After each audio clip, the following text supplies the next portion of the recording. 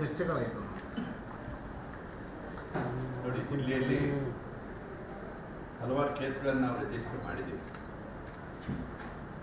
ಅವು ಇವತ್ತು ಚರ್ಚೆ ಮಾಡಿದ ವಿಷಯಗಳೆಂದರೆ ಮೋಸ್ಟ್ ಆಫ್ ದೆಮ್ ಸಾರ್ವಜನಿಕ ಹಿತಾಸಕ್ತಿಯ ವಿಷಯ.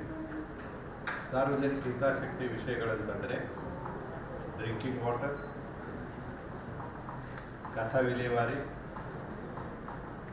Open defecation, lakes, encroachment of lakes, removal of encroachment, survey of lakes and development of lakes. Then sand mining, then forest. ಅದಲ್ಲದೆ ಎಕ್ಸೈಸ್ ಡಿಪಾರ್ಟ್ಮೆಂಟ್ನಲ್ಲಿ ಹಳ್ಳಿಗಳಲ್ಲಿ ಪ್ರಾವಿಷನ್ ಸ್ಟೋರ್ಸ್ನಲ್ಲಿ, ದಾಬಾಗಳಲ್ಲಿ, ಪಾನ್ ಬೀಡಾ ಶಾಪ್ಗಳಲ್ಲಿ ಸೆರೆ ಮಾರ್ತಾರಲ್ಲ, ಅದ್ರ ಮೇಲೆ ಏನು ಆ್ಯಕ್ಷನ್ ತೊಗೊಳ್ತಾ ಇದ್ದೀರಿ ಅನ್ನೋದ್ರ ಬಗ್ಗೆನೂ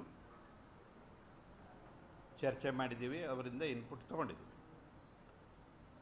ಈಗ ಡ್ರಿಂಕಿಂಗ್ ವಾಟ್ರಿಗೆ ಬಂದಾಗ ಈ ಹಿಂದೆ ಸರ್ಕಾರದವರು ಒಂದು ಮೇಜರ್ ಪ್ರಾಜೆಕ್ಟ್ ತೊಗೊಂಡು ಪ್ರತಿ ಹಳ್ಳಿಗೂ ಒಂದೊಂದು RO ಪ್ಲ್ಯಾಂಟನ್ನು ಸ್ಯಾಂಕ್ಷನ್ ಮಾಡಿತ್ತು. 100 ಕೋಟಿ ರೂಪಾಯಿ ಅದಕ್ಕೆ ಖರ್ಚು ಮಾಡಿತ್ತು. 100 ಅಂದ್ರೆ 100 ಕೋಟಿನೇ. ಒಂದೊಂದು RO ಪ್ಲ್ಯಾಂಟಿಗೆ ಒಂದು 5-10 ಲಕ್ಷ ಹೀಗೆಲ್ಲ ಖರ್ಚು ಮಾಡಿದರು. Over A period of time ಪ್ರತಿ ಹಳ್ಳಿಗೂ ಕೊಟ್ಟಿದ್ದರು. ಈಗ ನಿಮ್ಮಲ್ಲಿ ರಾಯಚೂರಿನಲ್ಲಿ ಒಂದು 700 ಎಷ್ಟು ಹಳ್ಳಿಗಳಿದಾವಿಲ್ಲಿ? 811 ಹಳ್ಳಿ ರಾಯಚೂರಿನಲ್ಲಿ ಇದೆ. ಅಂದರೆ ಅದರಲ್ಲಿ ಒಂದು 700 RO ಪ್ಲ್ಯಾಂಟ್ಗಳನ್ನು ಕೂಡಿಸಿದ್ರು. ಆ RO ಪ್ಲ್ಯಾಂಟ್ಗಳು ಕೂಡಿಸಿದಾಗ ಹಳ್ಳಿಯಲ್ಲಿ ಜನರಿಗೆ ₹1 ಕಾಯಿನ್ ಹಾಕಿದರೆ ಒಂದೊಂದು ಬಿಂದಿಗೆ ಚೆನ್ನಾಗಿರೋ ಕುಡಿ ನೀರು ಸಿಗ್ತಿತ್ತು. ಅದು ಬರ್ತಾ ಬರ್ತಾ ಏನಾಯಿತು ಅಂದರೆ ಒಂದು 200-300 ಹಳ್ಳಿಗಳು ಆ RO ಪ್ಲ್ಯಾಂಟ್ಗಳು ಡಿಫಂಕ್ಟ್ ಆದವು, ಕೆಲಸ ಮಾಡಲಿಕ್ಕೆ ಸ್ಟಾಪ್ ಮಾಡಿದವು. ಅವುಗಳನ್ನು ರಿಪೇರಿ ಮಾಡಲಿಲ್ಲ, ಮೇಂಟೈನ್ ಮಾಡಲಿಲ್ಲ, ಪೂರ್ತಿ ಕಂಡೆಮ್ ಆಗಿ ಹೋಗ್ತು. ಸೊ ಆ ಊರಿನ ಜನರಿಗೆ ಕುಡಿಯುವ ನೀರಿನ ತುಂಬ ಕೊರತೆ ಆಯಿತು.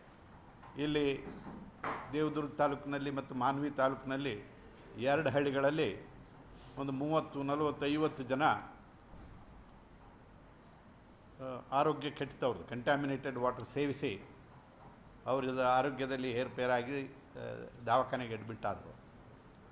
ನಮ್ಮಲ್ಲಿ ಕೇಸ್ ಹಾಕಿದ ನಂತರ ನಾವು ಅದನ್ನ ಈಗ ಮಾನಿಟರ್ ಮಾಡ್ತಾಯಿದ್ದೀವಿ. ಅದು ಯಾವುದೋ ಒಂದು ಬೋರ್ವೆಲ್ಲಿಂದ ಸೇವಿಸಿದಂಥ ನೀರಿಂದ ಆದದ್ದು. ಆ ಬೋರ್ವೆಲ್ಲನ್ನು ಬಂದ್ ಮಾಡಿದ್ದೀವಿ. ಅಲ್ಲಿ RO ಪ್ಲ್ಯಾಂಟನ್ನು ಎಸ್ಟಾಬ್ಲಿಷ್ ಮಾಡಿದ್ದೀವಿ. RO ಪ್ಲ್ಯಾಂಟ್ ಎಸ್ಟಾಬ್ಲಿಷ್ ಮಾಡಿದ್ರಿಂದ ಕುಡಿಯುವ ನೀರಿನ ವ್ಯವಸ್ಥೆ ಚೆನ್ನಾಗಿ ಅಲ್ಲಿ ಆಗ್ತಾಯಿದೆ ಅಂತನ್ನುವಂಥದ್ದು ರಿಪೋರ್ಟ್ ಕೊಟ್ಟಿದ್ದಾರೆ. ಆ ರಿಪೋರ್ಟ್ ತೊಗೊಂಡಿದ್ದೀವಿ.